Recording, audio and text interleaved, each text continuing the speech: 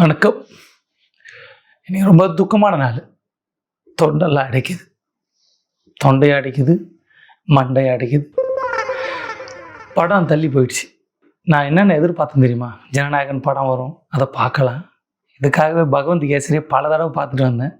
ஜனநாயகன் எப்படி இருக்குது, வினோத் என்ன கேசரியா உப்புமாவை என்ன கிண்டி வச்சுருக்காரு, அதை பார்த்து ஒரு வீடியோ போகலான்னு ஆசையாக இருந்தேன். மன வருத்தம், வலி. எனக்கே இவ்வளோ வலினா, விஜயோட தீவிர தொண்டர்கள், நான் ரசிகன், விஜயோட தீவிர ரசிகன் நான், எனக்கு வலிக்குது. ஆனால் கட்சிக்காரனுக்கு வழியில் உயிர் போகும். அப்படியே அந்த இடத்துல டைட்டாக ஜீன்ஸ் பேண்ட் போட்டுக்கிறப்போ ஒரு கட்டெரும்பு கடிச்சா எப்படி வலிக்கும், சொரியவும் முடியாது, அந்த வலியை தாங்கவும் முடியாது, ஒரு மாதிரி நெளிவும். அந்த நெளிவை நான் இன்னைக்கு உணர்றேன், நெளிகிறேன். ஏன்னா சர்டிஃபிகேட் கொடுக்கல, சென்சார் சர்டிஃபிகேட்டு. டிஎம்கேன்னு திட்ட முடியலை. சென்சார் போர்டு சென்ட்ரல் கவர்மெண்ட்டாக வாய் திறக்க முடியல. அந்த மாதிரி தான் டைட்டாக ஜீன்ஸ் பேண்ட் போட்டு இருக்கிறப்ப எப்படி ஒன்றுமே பண்ண முடியாதோ அந்த மாதிரி ஒன்றுமே பண்ண முடியாத நிலைமையில் இருக்கிறோம். கொடுமையாக பேசுகிறானுங்க. சோஷியல் மீடியா பக்கம் போக முடியல, தலை காட்ட முடியல, மன உளைச்சலுக்கு ஆளாகிறானுங்க. ட்ரெய்லரில் 2 டைலாகு, ஐ எம் கம்மிங்னா அர்த்தம் தெரியுமான்னு கேட்குறானுங்க. கம்மிங்னா வரேன்னு அர்த்தம். வராமல் போயிட்டீங்க, ஓடி போயிட்டீங்க, சிவகார்த்திகனை பார்த்து பயந்து ஓடி போயிட்டீங்கன்றானுங்க. எப்படி மூக்கு மேலே பல்ல போட்டு பேசுகிறானுங்க பாரு, கஷ்டமாக இருக்கு. வினோத் உனக்கு இருக்கு, உன்னை கொடுமைப்படுத்திட்டாங்களா, ஒரிஜினல் கதை எழுத வேணாம், ரீமேக் பண்ணுன்னு கொடுமைப்படுத்தினாங்களா, நீ திரும்ப பழி வாங்குறது தான் இப்படி ஒரு டைலாக் வச்சியா? திரும்பி போகிற ஐடியாவே இல்லை. திரும்பி போகிற ஐடியா இல்லையா? வர்ற ஐடியா இல்லைன்னு வேணால் டைலாக் வச்சுருக்கலாம். என்ன இது? யாரை பார்த்து பயந்தீங்க? யார் சிவகார்த்திகன்? யார்? நீங்கள் துப்பாக்கி கொடுத்தாரு, அவரை பார்த்து பயப்படலாமா? அவரை பார்த்தா பயந்து திரும்பி வர்ற ஐடியாவே இல்லை, திரும்பி போகிற ஐடியாவே இல்லைன்னு சொல்லிட்டு திரும்பி பார்க்காம போயிட்டீங்க. அவர் என்ன பண்ணுவார்? சர்டிஃபிகேட் தரலண்ணா, இந்த மாதிரி கொடுமைப்படுத்துகிறாங்க. 12ஆம் தேதி சம்மன் வந்திருக்கு, சர்டிஃபிகேட் வரல, படம் ரிலீஸ் ஆகலை, எங்களால் வாய் திறக்க முடியல. என்னென்னா இது எல்லாமே உங்களோட சதி பண்ணி இந்த படத்தை வரவிடாமல் பண்ணிட்டாங்க அப்படின்னு நினைக்கிறீங்களா?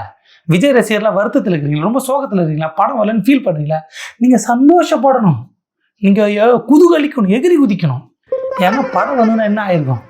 பகவந்த் கேசரி படம் பார்த்தேன், அந்த கேசரியை கிண்டி வச்சுருக்காங்கன்னு நினைக்கிறேன். என்னென்னா இப்போ இதை பிஜேபி தான் சதி பண்ணிட்டாங்க, சென்ட்ரல் கவர்மெண்ட் சதி பண்ணிட்டாங்க அப்படின்னா ஒரே ஒரு கேள்வி, ரொம்ப சின்ன கேள்வி. விஜய் ஏன் ஒரு அறிக்கை விடலை? விஜய் விட்டுரும். உங்கள் கட்சியில் விஜய் ரசிகர் மன்றத்தில் தானே வந்தார் ஒரு புஷி ஆனந்த், அவர் ஏன் அறிக்கை விடலை? நான் படத்தில் நடிச்சிருக்கிறாப்பா இவர் IRS அதிகாரி அருண்ராஜ், அவர் ஒரு வாய் கூட திறக்கல. இந்த மாதிரி சதி பண்ணுறீங்களே, ஆளை பழி வாங்குறீங்களே, உங்கள் கூட கூட்டணி வைக்கலன்றதுக்காக இப்படி பழி வாங்குவீங்களா? ஒரு வார்த்தை இல்லை. ஆதவர்ஜுனா எல்லாத்துக்கும் கடகன்னு பேசுவார், ஒரு வார்த்தை கூட பேசலை, ரொம்ப அமைதியாக இருக்குது. நம்ம ஒரு கேஸை ரிலீஸ் பண்ணால் கூட டர்ன்னு சத்தம் போட்டு ரிலீஸ் பண்ணுவோம், சில நேரத்தில் அப்படியே சத்தமே இல்லாமல் ரிலீஸ் பண்ணுவோம், அப்போ கூட கொஞ்சம் சத்தம் கேட்கும் பொழுது. இப்போ அந்த சத்தம் கூட இல்லை. என்ன ஆச்சு உங்களுக்கு? உங்களை தான் பழி வாங்குறாங்கல்ல, சதி பண்ணுறாங்கல்ல, நேரம் பதில் சொல்லியிருக்கணுமா இல்லையா? ஏன்னா கேட்டதே நாங்கள் தான். இந்த மாதிரி ட்ரெய்லர் விட்டோம், மொக்கையாக இருந்துருச்சு, பகவந்த் கேசரின்னு தெரிஞ்சு போச்சு, அதுவே கேசரினா இது உப்புமான்னு சொல்லி ஓய்ச்சிருவாங்க. அப்புறம் படம் ரிலீஸ் ஆகி ஒரே ஷோவில் ரிசல்ட் வேறு போட்டுருவானுங்க. அப்புறம் இருக்கிற ரசிகர்லாம் அங்கே போயிடுவாங்க, படம் ஓடாது, வசூல் பார்க்காது. இதை வச்சே கம்பேர் பண்ணி ஆஹா ஒருவேளை பராசக்தி சுமாராக இருந்தால் கூட ஜனகேசரிக்கு பராசக்தி பரவாயில்ல, எல்லாம் அங்கே போயிடுவாங்களோ, அந்த ஒரு வேதனை. இப்போ என்ன பண்ணுறது, என்ன பண்ணலாம்? ஏதாவது பண்ணணும், முதலாளிகிட்ட கேட்போம், ஏதாவது ஒன்று பண்ணுங்க, சும்மா பண்ணி அந்த சர்டிஃபிகேட்டை விடாதீங்க. நாங்கள் கோர்ட்டுக்கு போகிற மாதிரி போகிறோம், அதை காரணமாக காட்டி எங்களை விடலை அப்படின்னு கதறோம். கதறினா தான் அடுத்து யாருமே படம் விடாத நேரமாக பார்த்து இந்த கேசரி இந்த உப்புமாவை தட்டி விடுவோம். அப்போ எந்த படமும் வராது, ஆப்ஷன் இருக்காது. ஆடியன்ஸ் எல்லாம் அந்த படத்தை பார்த்து வசூல் வந்துடும். அப்புறம் 250 கோடி ரூபா சம்பளம் வாங்கிக்கிறாரு. படத்தோட பட்ஜெட்டு 80-100 கோடியா, பட்ஜெட்டை விட 3 மடங்கு அதிக சம்பளம். அப்போ அதை எப்படி மேட்ச் பண்ணுறது? இப்போ விட்டால் துப்பாக்கியை கொடுத்த சிவகார்த்திகேயன் டுப்புன்னு சுட்டு செதைச்சிடுவாரோன்னு பயம் போச்சு. அந்த பயத்தோட வெளிப்பாடு தான். ஏன் சரி இல்லை அப்படிலாம் இல்லை, அவர் ஒரு பிளான் பண்ணல, அவங்க பண்ணுறது என்னப்பா எல்லாத்தையும் இப்படி சொல்கிறீங்க, நாங்கள் டிஎம்கே சொல்கிற மாதிரி நீங்கள் எப்படி திருப்புறீங்கன்னா, இப்போ இதை உங்கள் பழி வாங்குறாங்கல்ல, உங்களுக்கு எதிராக சதி பண்ணுறாங்கல்ல, நீங்கள் வளரவே கூடாதுன்னு உங்களை அடிச்சு பொட்டச்சு நொறுக்கி தள்ளுறாங்கல்ல, வாயை திறந்து சொல்லுங்கள், யார் பண்ணுறா, என்ன பண்ணுறா, என்ன நடக்குது, சென்சார் போர்டு யார் கண்ட்ரோலில் இருக்குது, ஸ்டேட் கவர்மெண்ட்டா சென்ட்ரல் கவர்மெண்ட்டா, என்ன தான் பண்ணின்னுக்குறோம், நாங்கள் ஏதாவது சொல்லலாம்ல. எதுக்கு இதெல்லாம்? டிக்கெட்லாம் 1000 கணக்கில் விற்று இப்போ டிக்கெட் என்ன பண்ணுறது, அப்படியே கிழிச்சு தொடச்சி போட வேண்டியதான். இது கண்ணீரை அவ்வளோ வருத்தம், எனக்கு வலிக்குது, வலி தாங்கலை. நான் என்ன விஜய்க்கு எதிரானவனா இதுக்கு போய் சந்தோஷப்படுறதுக்கு? வருத்தம் என்னென்னா விஜய் தான் சந்தோஷப்படணும், அவங்க ரசிகர்கள் தான் சந்தோஷப்படணும், அந்த ப்ரொடக்ஷன் கம்பெனி சந்தோஷப்பட்டே ஆகணும். சிவகார்த்திகேயன் கூட மோதிரம் என்ன ஆகுது? பராசக்தி சூப்பராக இருக்குதான், ட்ரெய்லரே முறையாகுது. ட்ரெய்லர்கிட்டே தோத்துட்டீங்க, படம் ரிலீஸ் ஆனால் என்ன ஆகுது? கந்தலாயிடும். அவ்வளோதான். ஜனகேசரி ஊசு அடிச்சு போச்சுன்னு சொல்லிட்டு தூக்கி போட்டிருப்பாங்க.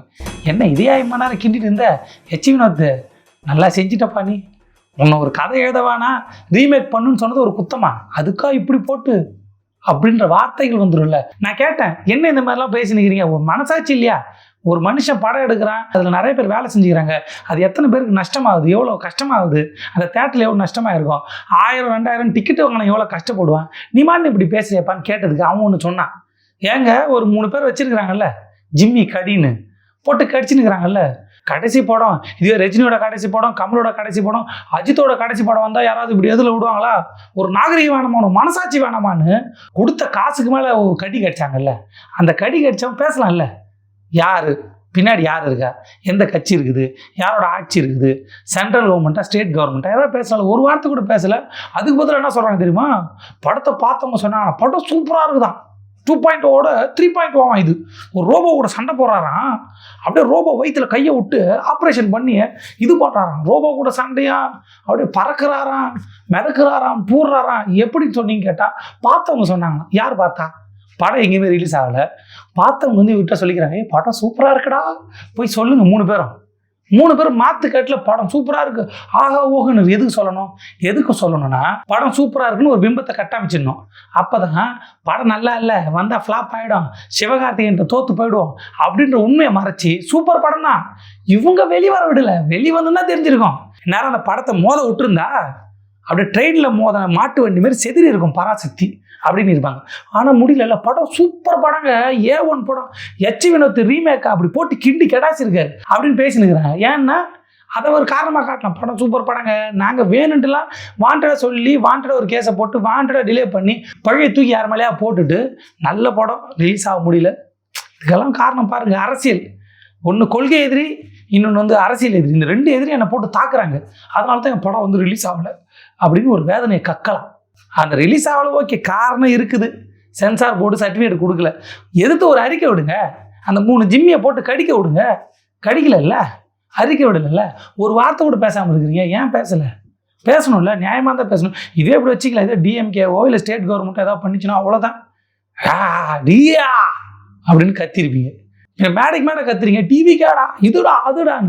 இப்போ கத்துங்க, சும்மா அறிக்கை விட்டீங்க எல்லாத்துக்கும், இதுக்கு ஒரு அறிக்கை விடுங்க. உங்களை நம்பி காசு போட்டிருக்காங்க, அந்த மனுஷனுக்கு நஷ்டம் தானே. யாரு கண்டுக்குண்ணே? பிளான் போட்டதே நாங்கள் தான் பிளான் போட்டு ஐயோ சிவகார்த்திகேயன் தோத்துட்டா பெரும் அசிங்கமாயிடும், அந்த அசிங்கத்தை தவிர்க்கிறதுக்கு யார் மேலேயே பழி போட்டாச்சு. இனிமேல் என்ன அவ்வளோதான், இனிமேல் சொல்ல வேண்டியதான். தடை பண்ணிட்டாங்க, எங்களை வந்து விடலை, எங்களை பறக்க விடலை, எங்களை ஓட விடலை, எங்களை வந்து இது பண்ண விடலை, ஏதாவது சொல்லினே இருக்க வேண்டியதான், யார் மேலே பழி போட்டுனே இருக்க வேண்டியதான்.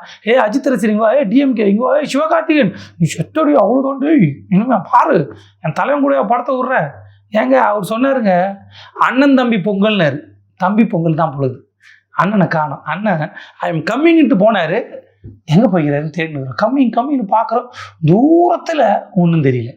அதில் திரும்பி போகிற ஐடியாவே இல்லையா, ட்ரெய்லரை விட்டுட்டு போயிட்டார். ஏங்க இதுக்கு எதுங்க ஆடியோ லான்ச்சு? என்னென்னா ஆடியோ லான்ச்செலாம் வச்சு அதை பயங்கர அப்படியே ப்ரொமோஷன் பண்ணியாச்சு. இந்த பராசக்தி ட்ரெய்லர் வந்து பாருங்கள், அப்போ வந்துச்சு பயம், ஐயோ என்னமோ ஏதோன்னு நினச்சோம், நம்ம வந்து கேசரி கிண்டிட்டான்னு கண்டுபிடிச்சிட்டாங்க. இந்த பராசக்தி நல்லா இருக்குது, அநியாயத்தின் ட்ரெய்லர்லேயே நம்மளை தூக்கி சாப்பிட்டான். படம் வந்துச்சுன்னா ஒரு ஷோவில் ரிசல்ட் வந்துடும், அப்புறம் ஒரு ஷோக்கு வந்து வருமானத்தை வச்சு நான் என்ன பண்ணுறது? கடைசி படம் எப்படி அமையணும்? அதனால் எல்லோரும் போங்க, எல்லாம் போங்க, ஃப்ரீயாக விடுங்க. எந்த வாரம் எந்த படமே வரல, அந்த இடத்துல என் படத்தை விட்டுறேன். அப்போ பாருங்க, நீங்கள் வேணால் பாருங்கள், பிப்ரவரியில் யார் படமும் வராது, அந்த நேரத்தில் வரப்போகுது ஒரு படம், சைலண்ட்டாக வந்துட்டு அந்த ஒரு வாரத்தில் ஏதாவது கலெக்ஷன் பார்த்துட்டு இந்த படம் மட்டும் பொங்கலுக்கு வந்து தான் இன்னும் ஆகுறது. இங்கே பாருங்கள், ஒரு வாரத்தில் இவ்வளோ கலெக்ஷன், இல்லைன்னா ஒருத்தனுக்கு கலெக்ஷன் தூக்கி வந்துடும் 1500 கோடி. இந்த மாதிரி ஒரு 3000 கோடி, எத்தனாயிரம் கோடி இது வரைக்கும் யாரும் வசூல் பண்ணல, 3000 கோடி. அப்போ 3000 கோடி போட்டு 3000 கோடி வசூல். இது மட்டும் பொங்கலுக்கு வந்திருந்தா ஒரு 5000 கோடி வசூல் பண்ணியிருக்கோன்னு கொளுத்தி போடு. தனியாக வந்தால் அந்த வசூல் ஏதாவது போட்டதை எடுக்கலாம். இப்போ கும்பலில் வருது இல்லை, எல்லோரும் மங்காத்த வர போகிறான், தள்ளியும் விட முடியாது. இதுக்கப்புறம் ஒரு 10 நாள் கழிச்சு ஒரு 18ஆம் தேதி விடலான்னு பார்த்தா முடியாது, அடுத்த 5 நாளில் மங்காத்தா வருது, அதுவும் பண்ண முடியாது. 26ஆம் தேதி அதுவும் முடியாது, 23 மங்காத்தா வருதுன்னு சொல்லிட்டாங்க. அப்போ அது ஒரு 3 நாள் ஓடினாலும் இது ஒரு நாள் ரிசல்ட் தெரிஞ்சு மறுபடியும் மங்காத்தாக்கு போங்க எல்லாம். அது வரைக்கும் பராசக்தி ஓடிட்டு இருக்கோம். கிட்டத்தட்ட 1 மாதம் தேட்டரில் ஓட போகுது, கூட்டம் ஜேஜேன்னு வரப்போகுது. இப்போ என்ன பண்ண, 1 மாதம் அந்த படம் ஓடி முடிக்கிட்டோம். இவங்க எல்லாத்தையும் இதை மறக்கட்டும். அதுக்குள்ளே நம்மளை பழி வாங்கிட்டாங்க, எங்களை விடலை. எல்லாரும் நம்ம ஆளுங்க தான் இருக்கிறாங்க. இது ஸ்டேட்டஸ் போடுறது, ஜெயினா படம் வரலையா, கடைசி படம் பார்க்கலாம் எடுத்துமே, என்ன பண்ணுறது, உங்களுக்கு கடைசி படம் கூட ஒரு படம் கூட நிம்மதியாக நடிக்க விட மாட்டாங்க. உங்களுக்கு படம்லாம் வேணாண்ணா, நீங்கள் அரசியலுக்கே போயிடுங்க. அங்கே வந்தால் உங்களுக்கு அரசியல்லாம் வேணாம்னா படத்துக்கே வந்துடுங்க. அப்போ இங்கே வந்தால் படம்லாம் வேணாம்னா அரசியலுக்கு போங்க. அங்கே வந்து ஆனால் எதுவுமே வேணாம், வீட்டுக்கு போயிடுங்க. அப்படி தான் ஆகிடும் பொழுது. எவ்வளோ கொடுமைப்படுத்துறாங்க, அந்த கொடுமையை நான் உணர்றேன். என்னன்னா இது வந்து ஒரு அரசியல் பார்வை தான். என்னங்க விஜய் மேலே இவ்வளோ வன்மத்தை கக்கிறேன்னு கேட்டு வச்சுக்கிறாங்க. வன்மம் இல்லைங்க, உண்மை இது ஒரு அரசியல். ஆடியோ லான்ச் வைக்கிறாரு, ட்ரெய்லர் விடுறாரு, விட்டதுக்கப்புறம் ஒரு புரிதல் ஏற்படுது. இவங்க வந்து ஒரு சென்சார் போர்டில் ஒரு தரல அப்படின்னு சொல்லிட்டு டிலே பண்ணுறாங்க. உண்மையாகவே தரலன்னா ஏற்று பேசுங்க. யார் தர விடாமல் பண்ணுறா, என்ன நடக்குது, சம்மன் வந்திருக்கு 12ஆம் தேதி, எதுக்கு சம்மன் வந்துச்சு, என்ன நடக்குது, நான் வந்து இந்த மாதிரி ஒரு கூட்டணி வைக்கல அதனால் சதி பண்ணுறாங்கன்னு 41 பேர் இறந்தப்ப அதில் சதி இருக்குது, சதி பண்ணிட்டாங்க, அப்படி இப்படின்னு என்னென்னமோ பேசுனீங்க. இப்போ சொல்லுங்க, ஒரு சதி இருக்குது, சென்ட்ரல் கவர்மெண்ட்டில் அவங்க இருக்கிறாங்க, அங்கே தான் வந்து சென்சார் போர்டு இருக்குது, 12ஆம் தேதி சம்மன் கொடுத்துருக்காங்க, அதில் சதி இருக்குது, பேசுங்க. ஒரு ஆள் பேசலை, யாரும் பேச வேணாம். ஒரு 3 ஜிம்மி ரொம்ப நாளாக கொலைச்சினுக்குது, கடிச்சினுக்குது, நக்கினுக்குது, என்னென்னமோ பண்ணுக்குது, கிசுமி பிசுமி நந்தனன் நொந்தனன்னு என்னென்ன கருமமாக பேசினுக்கிறாங்களா, இவங்கள பேச சொல்லுங்கள். எங்கே சும்மா பேச சொல்லுங்கள் பார்ப்போம். யாருமே பேச மாட்டீங்க. அங்கே பேசாதனால தான் இந்த கேள்வி வருது. உண்மையாகவே சர்டிஃபிகேட் தரல, பேசுங்க, அறிக்கை விடுங்க, எதிர்த்து பேசி காட்டுங்க, சண்டை போடுங்க, நாங்களும் கூட நிற்கிறோம், நாங்களும் சப்போர்ட் பண்ணுறோம். உண்மையாகவே தமிழ் சினிமாவில் இப்படி ஒரு படம் வருது, அந்த படத்தில் நடித்தவங்களுக்கு, அந்த படத்தை தயாரித்தவங்களுக்கு, தேட்டருக்கு ஒரு லாபம் ஏற்பட்டிருக்கும், அது நஷ்டம்தான், நாங்களும் கூட இருக்கோம். எங்கே நீங்கள் பேசுங்க. எல்லோரும் அந்த கிசுமி நொந்தனன் எல்லாம் கத்துறானுங்க, இன்னும் யாருமே பேச மாட்டீங்க. தமிழ் திரையுலகில் ஒரு ஆள் கூட வாயை திறக்க மாட்டீங்க. ஏங்க விஜய வாயை திறக்கலைங்க, அவர் வாயை திறந்தால் எல்லாரும் திறக்க போகிறோம். அவர் ஒரு அறிக்கை விட சொல்லுங்கள், நாம பேசலாம், எல்லாரும் பேசுவோம். எங்கள் வாழ்க்கை எதிராக நானே பேசுகிறேன், ஆனால் விட மாட்டேன். விட்டால் தானே, விடுங்க.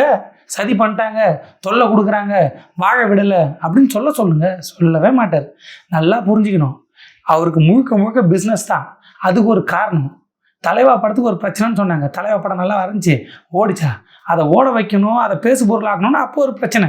இப்போ இந்த படம் நல்லா இல்லை, ஓடாது, சிவகார்த்திகேயனுக்கு தோற்றுருவீங்க கன்ஃபார்மாக. அப்போ என்ன பண்ண, ஒரு பிரச்சனை, அது இன்னும் ப்ரொமோஷன் ஆகணும், இப்போ இன்னும் வெயிட் பண்ண வைக்கணும். எல்லா படம் வந்துட்டு போயிட்ட பிறகு எந்த படமும் வராத கேப்பில் விட்டுறணும். அப்போ அதை வந்து மக்கள் வந்து பார்த்து கொஞ்சம் பணம் வரும். அதுக்காகத்தான். எப்படி இதே படம் தான் அப்பயும் வரப்போகுது, இதே விமர்சனத்தை அப்பயும் வைக்க போகிறாங்க, அதே ரிவ்யூ போட போகிறாங்க. ஆனால் என்ன, எந்த படமும் வரலன்னா லாபம் வரும், வேறு ஆப்ஷன் இருக்காதுல்ல. ஒரு 5 நாள் விஜய் படம் எல்லாரும் போய் பார்ப்பாங்க, நானே பார்ப்பேன். நானே வாரத்தில் ஒரு 2-3 நாள் போய் பார்த்துருவேன் கண்டிப்பாக. வேறு எந்த படமும் இல்லைன்னா இந்த படத்தை பார்ப்பேன். ஏன்னா விஜய் பார்க்குறோம்ல, கடைசி படம் இல்லை, ரசிகர்லாம் 1க்கு 4 தடவை பார்ப்பாங்க. சாதாரண மக்கள் விஜய் படமாச்சான்னு பார்த்துருவாங்க. அப்போ அவங்களுக்கு தேவையான லாபம் வந்துடும். இப்போ விட்டால் அந்த லாபம் வராது, போட்டியில் தோற்றுருவார். தோற்றுற அசிங்கம் வேறு, அதை தாண்டி லாபம் இருக்காது. இப்படி பல பிரச்சனை இருக்குது. அதனால தான் டிலே பண்ணுறாங்க. அந்த டிலே விஜய்க்கு நல்லது, அந்த ப்ரொடக்ஷன் கம்பெனிக்கு நல்லது, அந்த படத்துக்கு நல்லது, விஜய் ரசிகர்களுக்கு நல்லது. வேற என்ன, சினிமா ரசிகர்களுக்கு தான் அது நல்லது இல்லை. பாவம், சினிமானா மோசமான சினிமாலாம் இல்லை, அது தாக்கமான சினிமா இல்லை. உண்மை அதுதான்.